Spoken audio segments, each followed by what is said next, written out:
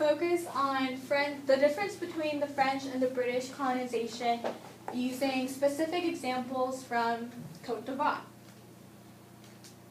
So after scramble for Africa in between 19th and 20th century, many colonial powers took over most of Africa, and out of 7 European authorities, British and French controlled the majority of the continent. And even though they both focused on imperializing the inferior Africa, and they both used physical force, and they both brought corruption to the African society, the ways they ruled and they colonized was a lot different. So British ruled indirectly and French ruled directly. The British colonies were able to be politically, socially, and economically independent from Britain after the colonization, but French colonies, on the other hand, that's casual, they had to be dependent on their mother country even after the colonization for a government, for a stable society, and also their monetary system. So overall, if we look at the Africa nowadays, we can see that British colonization was much more effective than the French colonization. Côte d'Ivoire was one of the French colonies and is still suffering to stand on its own even nowadays. And compared to the other colonies, well, former colonies, now we can say, who were the ones that were under the British colonization, such as Botswana, South Africa, Egypt, and Sierra Leone, the Côte d'Ivoire is suffering greatly. And what can be the source of that? What makes such a difference between the French and the British colony? Well, politically, British settled in with the pre-existing authority. So even though Britain had the ultimate authority, they gave the Africans a chance to rule for themselves. They allowed the previous leaders and chiefs to maintain their political positions. But French, on the other hand, they felt like they had to do something more than just rule the society. They wanted to create new France. They wanted the people of Africa to live like the French. And so they enforced French ideals, and they brought laws directly from Paris. And the problem happened after the colonization.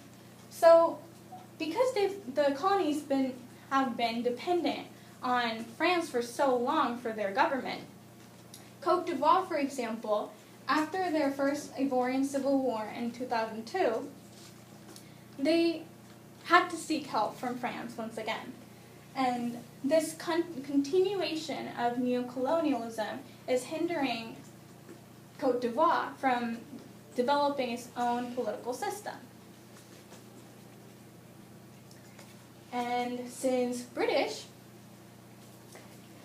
overlooked its colonies externally, the colonies were able to develop their own domestic culture. So at the time, yes, it was hard for the mother country and the infant country to communicate with different languages, so the colonies learned English. But the actual traditional language still exists even nowadays. For example, Ghana, as of 2013, has 9 different languages with different dialects, and they're all sponsored by the government. And also, British military stopped drafting African soldiers after the colonization, So they actually freed their colonies from, thanks, they actually freed the colonies from their government. But building another French society in Africa was a total destruction of culture. So, well, they claimed that they gave equal treatment to all colonies, and they even allowed their colonies to be French citizens, but in fact, these equal treatments were only applicable for those who learned and practiced French language and French ideals. So the nationalism totally vanished, and, well, especially when the immigrants and the natives had the cultural barriers, and the North and the South had the cultural barriers. And unlike British military, French military continued their draft after the colonization. So even though the colonies were freed, they never actually got away from France. France still had the entire authority over their colonies. So with indirect government, well, ruling, British had external military and tax control. So because they kept on with the pre-existing authorities, they didn't really they didn't spend much money on operating this colonial government. So it was cheap, and yes, I mean, it seems like it was only beneficial to British, but in fact, it was a positive effect on the colonies as well. So after the colonization was over in the 20th century, the Africans were able to replace the British West African pound with Nigerian pound, Ghanaian pound, and Gambian pound, and so on.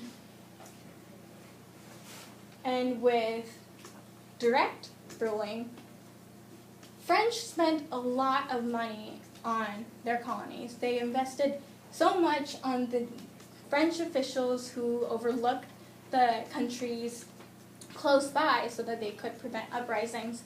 And they spent so much money making new infrastructures, transportation industries for commerce, and they collected taxes, but the real problem came after the colonization. So because France built so many infrastructures for their colonies, the colonies didn't know how to modernize on their own later on. So, and also because they didn't have factories to process and add additional values to their product, they had to be dependent on France. And French actually deliberately enforced practice of monocultures, and what that means is to be dependent on a certain source of crop, and in Côte d'Ivoire's case, it's cocoa. And because France took most of the income from the rich resources like cocoa, gold, oil, diamond, that their GDP per capita is $1,464, and compared to Haiti, which is also a really poor country, which has 1,539, is really low, and they are going through a great economic crisis due to this. And compared to the United States, obviously, is much greater. And Côte d'Ivoire still has to pay 65% of the foreign exchange reserves to France in exchange of the French currency, CFA franc. And because they don't have the African currency, the French still has the power to veto over any kind of monetary system. And the 50% devaluation of CFA franc in 1994 was a great economic disaster for the Ivorian economy. And even nowadays, the French industries, they have the total control of the Ivorian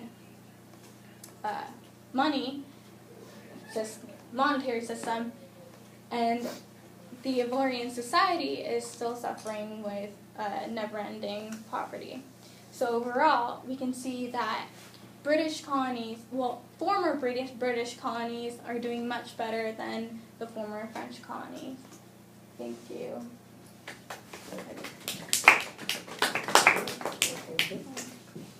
Yeah, good.